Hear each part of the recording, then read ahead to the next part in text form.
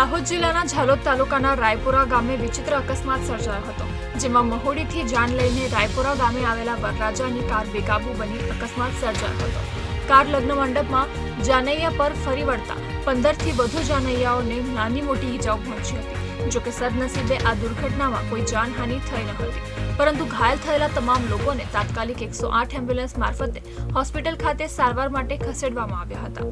અકસ્માત સર્જાયા બાદ ડ્રાઈવર કાર મૂકીને ઘટના સ્થળેથી ફરાર થઈ ગયો હતો. ઘટનાની જાણ થતાં સ્થાનિક પોલીસનો કાફલો દોડી આવ્યો હતો અને તપાસ શરૂ કરી છે. પોલીસે કારના નંબરના આધારે ડ્રાઈવર અને કાર માલિકની શોધખોળ શરૂ કરી છે. પ્રાથમિક તપાસમાં કાર ચાલકની બેદરકારીને લીધે અકસ્માત સર્જાયો હોવાનું સામે આવ્યું છે. જોકે બીજી તરફ ટેકનિકલ ખામી હોવાની શક્યતા વ્યક્ત કરવામાં આવી રહી છે.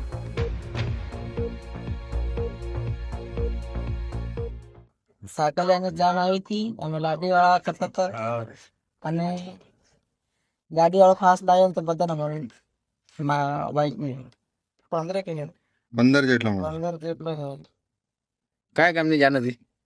મવડી સાયકલ બાજુ મવડી હા, એ બાજુ કયા ગામ આવી હતી? રાયપુરા.